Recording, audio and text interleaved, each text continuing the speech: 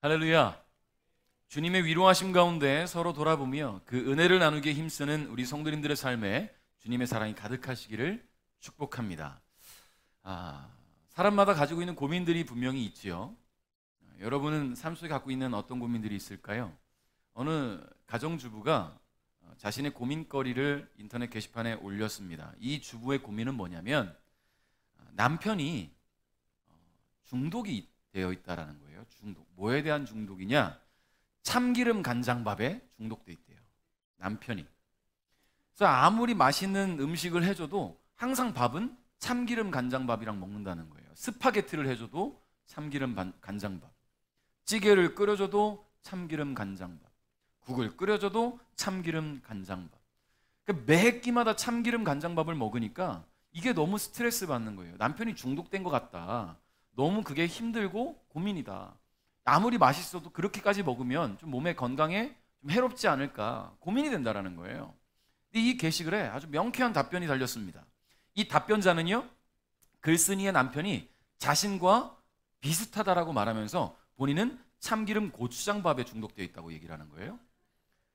그러면서 덧붙인 말이 뭐냐면 아마 글쓴이님의 요리가 너무 맛이 없어서, 너무 형편이 없어서 말은 못하겠고 또 그냥 먹자니 먹지를 못하겠고 밥을 먹어야 살 수 있으니 아마도 참기름 간장밥과 함께 먹는 것 같습니다. 그리고 나서 내 요리가 맛없냐고 물어보면 아마 깜짝 놀랄 겁니다 라고 코멘트를 남겼어요. 이 답변자 역시 아내가 요리를 굉장히 못했나 봐요. 아마 글쓴이는 뒤통수를 세게 한 대 얻어맞은 느낌이 아니었을까 싶습니다. 남편이 참기름 간장밥에 중독되었다, 중독될 수밖에 없었다라고 표현해야 될까요? 자, 참기름 간장밥에 중독된 남편과 남편으로 하여금 참기름 간장밥을 먹을 수밖에 없는 아내, 누가 문제일까요? 자, 근데 이걸 누군가의 문제라고 말할 수 있을까 싶습니다. 실력은 없지만, 아니 자신의 요리가 맛이 없다는 것을 모르면서 그러면서도 남편에게 맛있는 요리를 주고자 열심히 음식을 하는 아내. 자, 그리고 아내의 요리가 맛이 없음에도 불구하고 맛없다는 말 한마디 없이 묵묵히 참기름 간장밥과 더불어 먹은 이 남편. 어떻게 보면 서로를 배려하는 마음이 좀 큰 그런 부부의 모습이 아닐까 싶습니다. 여러분, 살다 보면 의도치 않은 일들을 만나게 되고 그럴 때면 꼭 누군가의 문제로, 누군가의 책임으로 일이 마무리되는 경우들을 종종 보게 되지요. 실제로 누군가의 실수나 잘못이거나 문제일 수도 있지만 때로는 상황을 급하게 마무리하고자 죄 없는 사람을 죄인으로 만들기도 해요. 그런 경우들이 왕왕 우리의 삶에 발생한다라는 거예요. 자, 그런 일들이 내가 아닌 다른 사람에게 벌어지면 어떻습니까? 나와는 상관없는 일이니까 그저 힘내라는 말 합니다. 어쩌겠냐, 받아들여야지 라고 말할 수 있겠지요. 되도 않는 위로를 하곤 합니다. 그런데 막상 그 일이 우리에게 닥치면 어떻습니까? 세상이 무너지는 것 같고, 세상 모두가 나에게 등 돌린 것 같고, 내가 믿는 하나님은 도대체 어디 계신지, 왜 내 편이 안 계신지, 그런 원망이 나오기도 합니다. 나는 죄가 없는데, 나는 아무 잘못도 없는데 왜 내가 이런 일을 겪어야 할까라는 생각이 들기도 하죠. 문제를 만나면 우리는 여러 가지 생각이 휩싸이곤 해요. 신앙을 갖고 있어도 말이죠. 그래서 회의론자들과 무신론자들은 종종 하나님에 대해서 이런 생각을 가졌다고 해요. 어째서 선하시고 전능하신 하나님이 악이 계속 존재하도록 허용하시는가? 하나님은 실제로 그다지 선하거나 전능하지 못할지도 모르다. 그렇지 않다면 오래전에 고통을 없애셨겠지. 이런 말들을 하는 거예요. 회의론자들과 무신론자들이 말이죠. 여러분, 그런데 우리가 말씀을 통해 하나님을 알아가고 우리의 삶 속에 역사하시는 하나님을 알아가면 알아갈수록 선한 삶을 살아가려고 노력하는 성도들은요, 나쁜 일이 발생할 때, 문제를 만나게 될 때 오히려 당면한 상황에 아멘하면서 기도의 무릎을 꿇는다는 거예요. 더 나아가서 악한 자들이 번성하는 것을 보면 오히려 하나님 나라에 순종하기 위해 엄청난 믿음을 발휘하기도 합니다. 여러분, 예수님께서는 언제나 하나님 나라에 대해서 많은 사람들이 가르쳐 주셨어요. 처음 공생의 사역을 시작하셨을 때는 많은 기적들을 보여주시면서 사람들로 하여금 예수님께 마음을 열게 하셨고요, 이제 그 사역이 깊어지면 깊어질수록 기적과 능력보다는 많은 이야기들로 하나님에 대한 이야기들, 하나님 나라에 대한 이야기들, 그 나라에 적합한 성도들에 대해서 가르쳐 주셨습니다. 자, 오늘 말씀 우리가 함께 묵상하는 가운데 예수님의 가르침을 보게 될 텐데요. 우리 오늘 예수님의 가르침에 집중하면서 우리에게 주어진 기회를 놓치지 않고 그 은혜를 다시 한번 기억하는 시간이 될 수 있기를 주님의 이름으로 축복합니다. 자, 우리 1절 한번 읽어볼게요. 시작.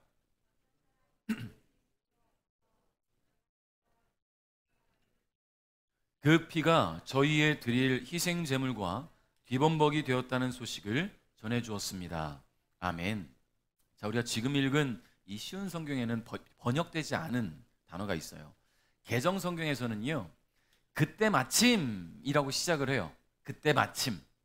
자, 이 그때 마침이라고 번역하고 있는 단어가 아우토토카이로라는 단어인데, 여기서 말하는 이 그때가 뭐냐면 누가복음 12장 59절부터 59절. 지금 우리가 오늘 본문이 누가복음 13장 1절부터 9절이에요. 자, 그때 마침에서 그때는 12장 54절에서 59절의 내용으로 예수님께서는 사람들에게 다가올 하나님 나라에 대해서, 그 하나님의 나라의 심판에 대해서 경고의 말씀을 주셨어요. 12장 54절부터 59절. 자, 예수님께서 그 심판에 대한 경고의 메시지를 선포하고 있는 그때에 어떤 사람들이 예수님을 찾아옵니다. 그러면서 무슨 이야기를 하냐면 로마의 총독 빌라도가 무고한 갈릴리 사람들을 죽이고 그들을 희생제물과 함께 바쳤다는 소식을 전한 거예요. 자, 그들이 전하는 이 소식에 대해서 예수님께서는 과연 누가 죄인인가? 과연 누가 진정으로 회개할 사람들인가에 대해서 가르쳐주고 계십니다. 여러분, 1절에 사람들이 전한 소식은 매우 끔찍한 사건이지요. 사람을 죽여서 희생제물과 함께 바쳤다. 너무나 잔인하고 끔찍한 이야기입니다. 그럼에도 불구하고 이 사건에 대해서 역사가들은 기록으로 남길 필요를 느끼지 못했어요. 왜 그랬을까요? 왜 이 사건을 기록으로 남기지 않았을까? 왜냐하면 당시 로마의 총독인 빌라도는 그만한 가학적인 만행들을 자주 자행했기 때문이에요. 일일이 기록할 수 없을 만큼 너무나 악한 일들을 했다라는 거죠. 물론 지금 이 갈릴리 사람들이 어떤 이유로 죽임을 당했는지는 설명이 되어 있지 않습니다. 그러나 그 이유는 중요하지 않아요. 빌라도가 벌인 이 만행에 대한 소식은 죽임을 당한 이 갈릴리 사람들을 무고한 희생자로, 그리고 이 빌라도를 비롯한 로마 사람들을 심판받을 죄인으로 묘사하고 있기 때문이라는 겁니다. 여러분, 그러면 비슷한 상황들을 우리는 떠올릴 수 있죠. 일본과 우리의 관계. 그렇죠? 과거 조선을 식민 통치했던 이 일본이 온갖 만행들을 자행했던 것들을 우리는 기억할 때에 일본에 대해서 악감정이 있다 보니까 지금도 일본을 싫어하고 일본은 정말 죄인이고 그들은 몹쓸 인간들로 그렇게 보는 사람들이 있잖아요. 뭐 실제로 우리가 기사나 어떤 인터뷰나 이런 것들을 볼 때에 극우 성향의 일본인들이 말하는 것들을 보면 진짜 꼴보기 싫잖아요. 어떻게 그런 자행을 벌인 자신들의 조상들의 태도를 그대로 답습할까? 이런 생각들을 갖지 않습니까? 그런데 반면에 일본인 가운데서도 조선을 도우려고 힘썼던 이들도 분명히 있다라는 거예요. 그리고 또 반면에 조선인 가운데서도 자기 앞가림하려고 일본의 앞잡이 노릇을 했던 친일파들도 분명히 있었다라는 것을 우리는 잊지 말아야 될 줄 믿습니다. 로마인들 가운데서도 분명히 선한 이들이 있었을 것이고 유대인들을 아끼고 사랑했던 사람들이 분명히 있었을 거라는 것이죠. 자, 그럼 여러분, 선과 악의 기준은 과연 무엇일까요? 단순히 힘의 우위에 따라서 선과 악의 기준이 정의되지는 않을 겁니다. 예수님께서는 이렇게 말씀하셔요. 2절 한번 읽어볼까요? 시작. 너희는 이 갈릴리 사람들이 이런 고난을 당했다고 해서 다른 갈릴리 사람들보다 더 큰 죄인이라고 생각하느냐? 아멘. 자, 예수님께서 이렇게 질문하시는 데에는 다 이유가 있습니다.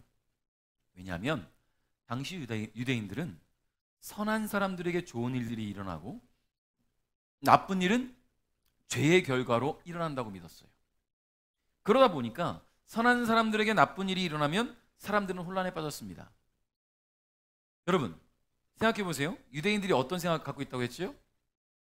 유대인들 자신들은 무고한 사람들, 선한 사람들로 생각을 했고 자신들을 식민 통치하는 로마인들을 죄인으로 악한 사람들로 생각했다고 했잖아요. 자, 그런데 유대인이 나쁜 일을 만났어요.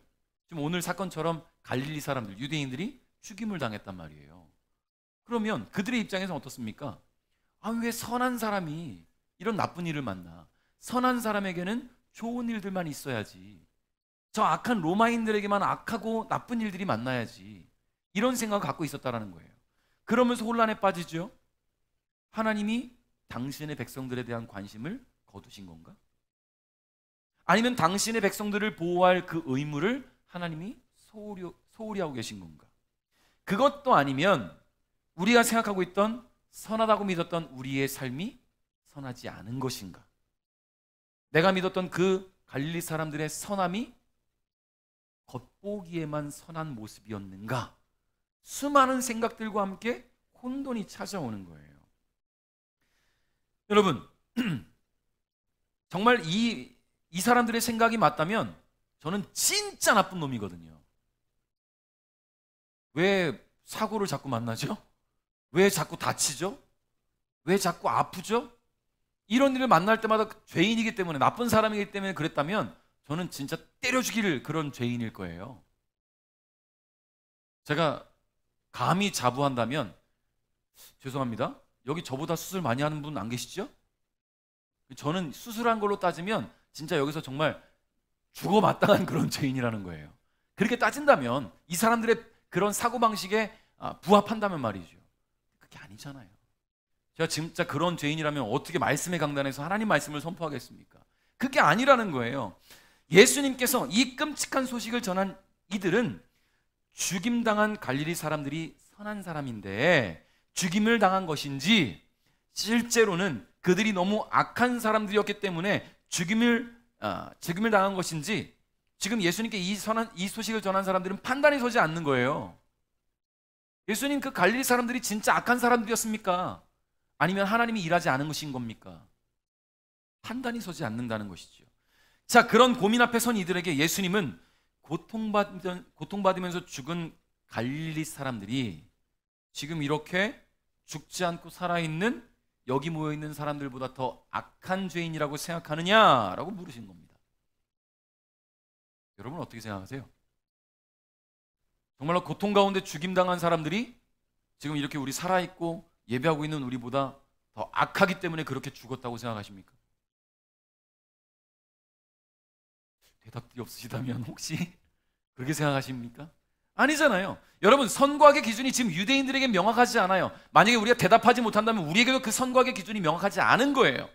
그저 이 유대인들은요, 자신들은 하나님께서 택하신 민족이기 때문에 무조건 선하다고 판단하고 있다는 거예요. 그렇게 믿고 있기 때문에 오히려 혼란스럽죠. 성도 여러분, 우리도 이와 비슷한 생각을 가질 때가 있습니다. 문제를 만났을 때, 어려움의 순간에 직면했을 때, 사고를 당했을 때, 의도치 않게 다쳤을 때 우리는 종종 이런 생각을 합니다. 나는 하나님 잘 믿는데 왜 내가 이런 사고를 만나야 되지? 난 열심히 주님을 섬겼는데 내가 왜 이렇게 아파야 되지? 왜 이런 고통의 순간은 나를 비켜가지 않지? 하나님은 선한 당신의 백성을 왜 그냥 내팽겨치시지? 여러분, 제가 그 많은 순간들을 아플 때마다, 다칠 때마다, 사고가 날 때마다 그런 생각을 안 가졌겠습니까? 왜 안 가졌겠어요? 저도 사람인데 저도 그런 생각 가졌지요. 하나님의 성전을 위해서 열심히 일하고 봉사하고 이 교회를 이렇게 아름답게 꾸미고 나니까 다리가 힘을 못 쓰겠는 거예요. 아파요. 하나님의 일을 위해 이렇게 열심히 했는데 왜 다리가 아픕니까? 일하면서 하나님 치유해 주셔야죠. 오히려 치료돼야지요. 그런 생각이 왜 안 들겠어요? 하나님 주를 위해 열심히 섬겼는데 내 사업이 왜 이렇게 망하죠? 하나님을 위해 열심히 봉사하고 헌금하고 주를 위해 쓰임받았는데 왜 내 사업은 어려워집니까? 이런 생각이 왜 안 들겠습니까? 그럴 때 우리는 어떻습니까? 신앙의 혼란이 찾아오죠. 혼돈이 찾아와요. 정말 하나님 나를 사랑하시나? 하나님 혹시 나를 버리셨나? 내 삶에 함께 하시지 않나? 이런 생각들이 들어요. 네, 여러분, 잊지 말아야 됩니다. 선과 악의 기준은 그런 게 아니에요. 하나님의 자녀들에게도 고난이 찾아온다라는 거예요. 하나님의 백성들에게도 고통은 찾아옵니다. 여러분, 예수님께서 고난당하셨잖아요. 그럼 예수님은 악한 사람이기 때문에 고난당하셨습니까? 아니에요. 믿는 성도들에게도 고난은 당연하다는 것을 기억하십시오. 더 많은 시간 주님과 소통하고 기도하면서 우리의 믿음이 성장하고 그리스도의 장성한 분량에까지 자라나면 우리는 성숙한 신앙으로 우리의 삶에 다가온 고난의 순간에 아멘으로 기도의 무릎을 꿇을 수 있어요. 중요한 것은 우리가 그렇게 아멘하며 기도의 무릎을 꿇고 주님을 의지하고 주님을 떠나지 않고 신실하신 주님만 바라보고 나갈 때 회복은 있다라는 거예요. 할렐루야. 주님은 방치하시지 않는다라는 거예요. 우리 다시 일으키신다는 거지요. 제가 지금 이렇게 건강하게 주님을 예배할 수 있는 것, 주님을 떠나지 않고 주님 붙들고 기도하고 주님과 소통하려고 노력했으니 건강하게 서 있지 않겠습니까? 여러분, 유대인들의 신앙에는 이와 같은 성숙이 없었어요. 그들은 그저 자신들이 하나님이 택하신 백성이라는 자부심만 있었습니다. 그렇기 때문에 그들은 더욱 혼란스러웠던 거예요. 이에 대해서 예수님은 충격적인 경고의 말씀을 주시죠. 3절입니다. 읽겠습니다. 시작.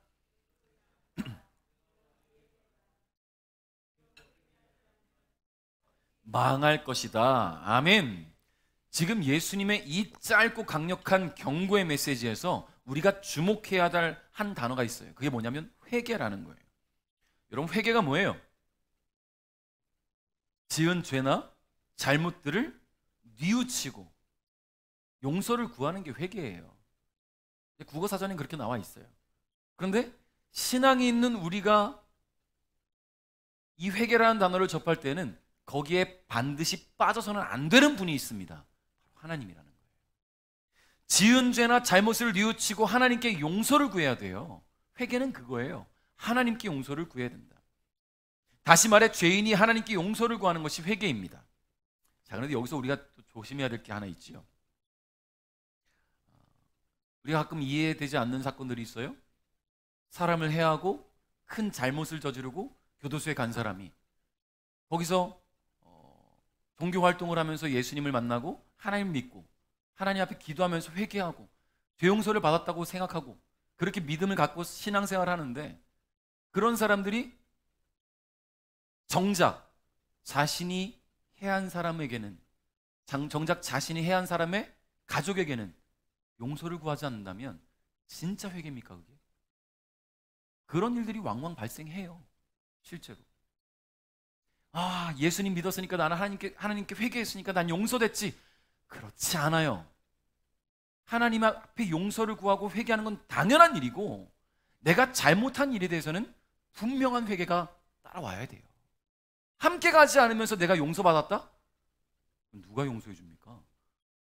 내 스스로가 하나님께서 나를 용서해 주셨다고 혼자 믿는 것에 불과하다라는 거예요. 그러니 회개라는 것은 분명한 대상이 정해져 있다는 거예요. 내가 지은 죄가 어떤 대상을 향하지 않았다면 내 그 지은 죄는 하나님을 대상으로 회개해야 되는 것은 분명합니다. 그러나 내가 지은 죄가 어떤 대상이 있다면 하나님을 향한 회개뿐만 아니라 그를 향해서도 회개가 이루어져야 돼요. 이번에 벤츠를 훔쳐 타고 사고 낸 청소년들 뉴스를 보신 적이 있으실 겁니다. 4명이 사고 냈는데 그 중에 2명이 촉법소년이에요. 중학생, 나이가 아직 안 돼서 이 아이들은 자신들이 이 사고를 벌여놓고서도 이 사건을 벌여놓고서도 교도소 가지 않을 걸 알아요. 그러니 잡혀가면서도 취재진을 향해서 욕을 하지요? 욕을 해요. 뉘우침이 없는 거예요. 회개가 없는 거지요. 그런 일들이 비단 그 아이들만의 문제겠습니까? 혹시 나는 그러지 않았습니까? 혹시 여러분은 그러지 않았을까요? 예수님은 이 회개라는 단어를 말씀을 듣는 유대인들에게도 사용하고 계셔요. 그렇다라는 것은요, 유대인들뿐만 아니라 로마인들뿐만 아니라 이 말씀을 듣는 모든 사람들, 이 땅 가운데 있는 모든 인간들은 다 죄인이라는 거예요. 유대인이기 때문에 선한 사람이고 로마인이기 때문에 악한 사람이 아니라 이 땅에 있는 모든 사람들이 이미 죄인이라는 것을 전제하면서 경고하신 것입니다. 이것을 보다 더 잘 이해하기를 바라면서 다른 사건을 하나 예를 들어 주시는데요. 4절에 보니까 또 실로암 탑이 무너져 죽은 18명의 사람들이 예루살렘에 사는 다른 모든 사람보다 더 악한 죄인이라고 생각하느냐라고 말씀하셨어요. 여러분, 실로암 아시죠? 실로암 뭐예요? 어두운 밤에, 캄캄한 밤에. 갑자기 생각났어요. 자, 실로암은요, 예루살렘 남동쪽에 있는 저수지입니다. 저수지. 우리는 예수님께서 길에서 만난 맹인의 눈을 고치실 때 땅에 침을 뱉으시고 진흙을 만드셔서 그의 눈에 바르시고는 뭐라고 하셨어요? 실로암 연못에 가서 씻어라. 이 맹인이 그 말씀대로 했더니만 눈이 떠졌죠. 그래서 우리는 이 실로암 샘에 대해서 기억을 하고 있어요. 그런데 이 실로암 근처에는 탑이 세워져 있었어요. 당시 수로 공사로 인해서 탑이 무너져 내려서 사람들이 죽게 된 것입니다. 예수님 말씀하시기를 18명이 죽게 되었다라고 말씀하시잖아요.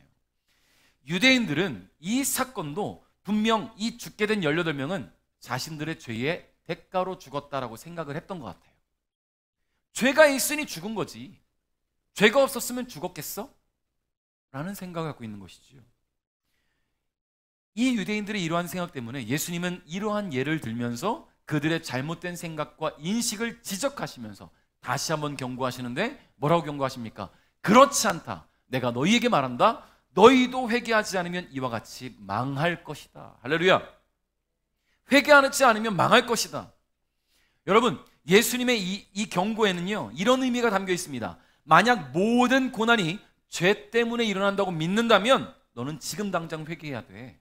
다음 차례는 너일 수도 있어. 무섭죠? 정말로 죄 때문에 고난이 일어난다면 지금 우리는 내 삶을 돌아보면서 혹시 내가 지은 죄가 있나? 내가 오늘 아침에 혹시 나쁜 생각을 했나? 내가 오늘 아침에 운전하고 오면서 앞에 빵 했나? 욕을 했나? 생각하셔야 돼요. 그것 때문에 다음 차례가 나일 수도 있어요. 정말로 고난 때문에 죄가 일어난다면 말이죠. 여러분, 그렇습니다. 모든 사람은 죄인이에요. 그렇기 때문에 죄 때문에 고난을 만나는 것이 두렵다면 당장 회개해야 됩니다. 그러나 우리는 고난을 만나는 것이 두려워서 회개해서는 안 돼요. 고난은 예수님이 가신 십자가의 도를 따르는 모든 성도들에게 당연한 겁니다. 그러므로 우리는 하나님의 자녀답지 않은 삶, 하나님께서 기뻐하시지 않는 삶에 대해서 회개해야 돼요.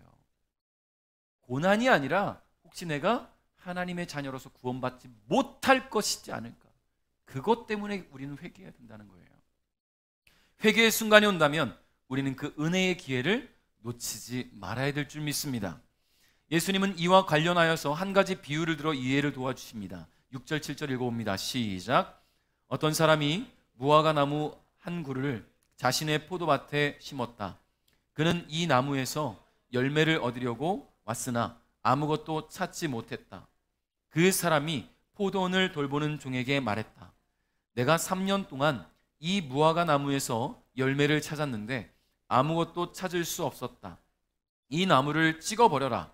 무엇 때문에 땅만 차지하게 하느냐. 아멘. 태국의 역사상 가장 위대한 왕이라고 불리는 사람이 있었습니다. 태국 차크리 왕조의 5번째 군주인 라마 5세인데요. 바로 이 사람이에요. 자, 이 사람이 주인공인데요. 1879년에 라마 5세에게는 너무나도 사랑하는 아내 수난타라는 왕비가 있었어요. 자, 이 왕비가 딸을 출산하고 둘째 아이를 임신하게 되었을 때에 왕과 떨어져 지내게 되었답니다. 이제 첫째 아이를 돌보면서 둘째 아이들 이제 뱃속에 있으니 친정에 갔나? 그랬을 것 같아요. 근데 어느 날 이 왕이 왕비와 딸이 너무 보고 싶은 거예요. 그래서 왕은 자신이 머물고 있는 궁전으로 왕비와 딸을 불러들였습니다. 자, 왕의 부름에 궁전으로 오기 위해서 강을 건너야 됐는데 이 강 이름이 짜오프라야라는 강이었대요. 이 강을 배를 타고 건너는 중에 갑작스러운 돌풍으로 배가 전복됩니다. 왕비와 어린 공주가 물에 빠진 거예요. 자, 그런데 그 누구도 이 왕비와 어린 공주를 구출하지 않았다라는 거예요. 충격이지요. 그 배에 함께 타고 있던 신하들은 물론이며 강 주변에는 많은 주민들이 있었음에도 불구하고 왕비와 어린 공주가 죽는 것을 지켜만 볼 뿐이었습니다. 왜 그랬을까요? 왜 아무도 이 왕비를 공주를 구하지 않았을까요? 당시 태국에는요, 노예제도가 있었어요. 전 국민의 3분의 1이 노예였습니다. 이 노예는 고귀한 신분의 사람에게는 손을 대면 안 되는 그런 법이 있었어요. 주민들 대부분이 노예이다 보니까 왕비와 어린 공주를 구하고 싶어도 손을 대면 벌을 받아요. 그 벌 받는 것이 무섭고 두려워서 그 죽어가는 것을 보고 있을 수밖에 없었다라는 거예요.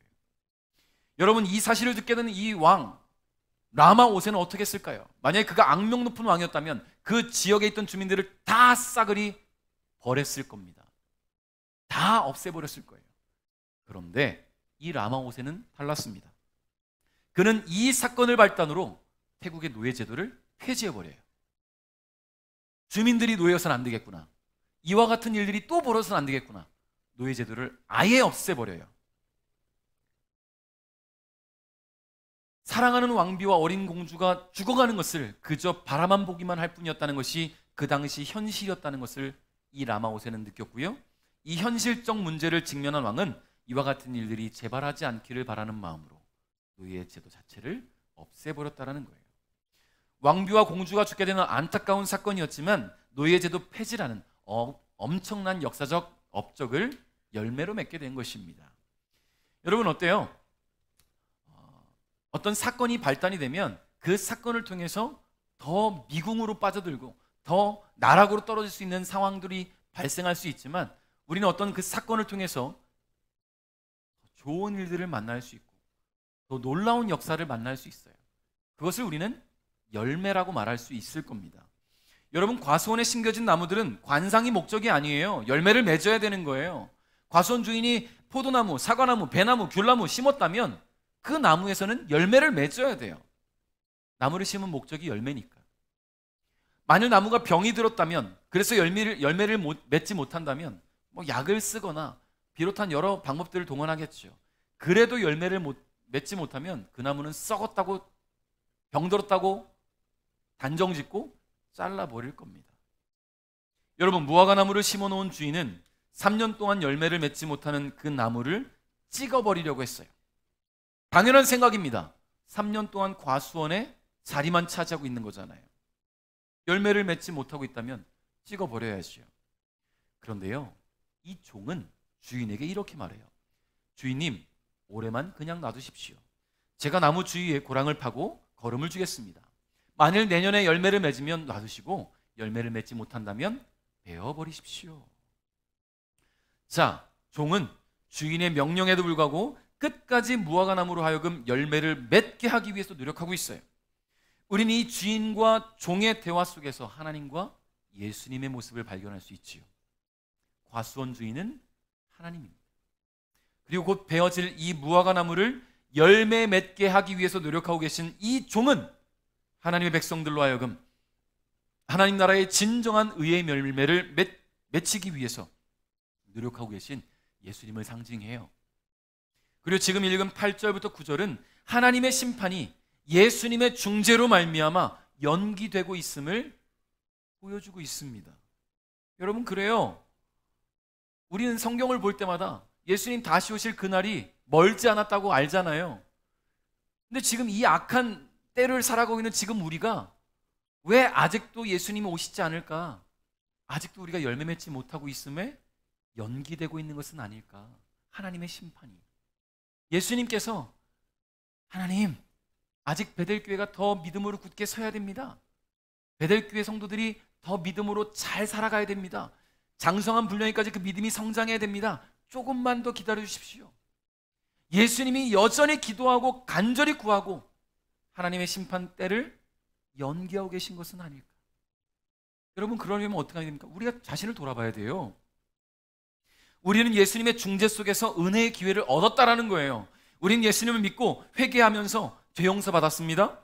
하나님 백성으로 살아가요. 그러나 회개의 열매를 맺지 못하면 우리도 열매 맺지 못하는 나무처럼 베어질 수 있어요.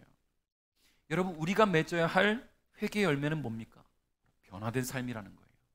변화된 삶, 하나님의 자녀답게, 물론 비록 태생은 죄인이지만 예수님의 보혈로 변화된 의인의 삶을 살아야 할 줄 믿습니다. 지은 죄에 대해 회개했다면 다시 그 길로 가지 말아야 돼요.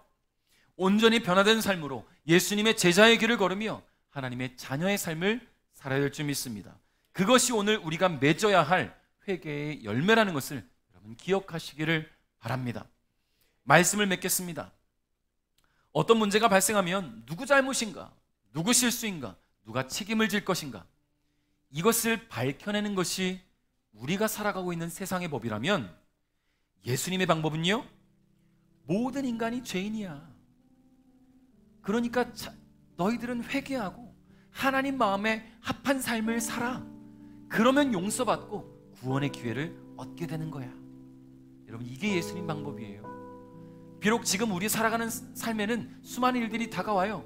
문제가 발생해요. 사업이 힘들어질 수 있어요. 사고를 만날 수 있어요. 다칠 수 있어요. 병 걸릴 수 있어요. 고난의 문제들이 막 중압감을 주면서 나를 억누르고 짓누를 수 있어요. 그런데요, 그게 문제가 아니잖아요. 지금 주님 오시면, 이 자리에 오시면 사고가 문제가 아니라, 아픈 게 문제가 아니라, 사업이 무너진 게 문제가 아니라, 내 가족이 불화가 있는 게 문제가 아니라, 지금 나는 구원받을 수 있는가? 이게 문제잖아요. 그러니 누가 죄인인가? 우리 모두는 죄인이에요. 우리 모두 죄인이에요. 그러니 매 순간마다 주님 앞에 기도하며 회개하며 주의 마음에 합한 삶을 살아야 될 줄 믿습니다. 세상과는 다른 선과 악의 기준이 하나님께 있어요. 죄가 뭡니까? 하나님께서 기뻐하시지 않는 생각과 말과 행동이 죄예요. 하나님께서 기뻐하시지 않느니라는 전제가 분명히 있다는 거예요. 그런데 모두가 죄인이지만 회개라는 은혜의 기회가 열려 있습니다. 회개를 통해서 진정한 하나님의 나라의 백성이 될 수 있으며, 그것을 우리는 잊지 말고 감사하며 살아야 될 줄 믿어요. 이 모든 상황과 환경을 준비하시고 노력하시는 예수님을 온전히 믿고 따르는 저와 여러분이 되어야 될 줄 믿습니다.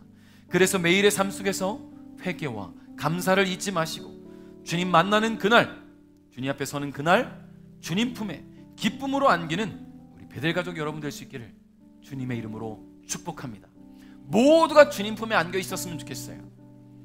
주님 다시 오시는 그날 베델교회 모두가 주님 곁에서 동그랗게 손을 잡고 강강수월래를 예수님 가운데 두고 강강수월래를 외치고 기쁨으로 예수님과 얼싸 안고 함께 기쁨할 수 있는 그런 날들을 여러분 기대하십시오. 여러분 기대한다는 것은요, 그 믿음이 내 안에 있다라는 거예요. 믿음이 있는 사람만 기대할 수 있습니다. 여러분 그 믿음 오늘 잊지 마시고 잃지 마시고 주님 다시 만날 그날을 기대하며 나갈 수 있기를 주님의 이름으로 축복합니다.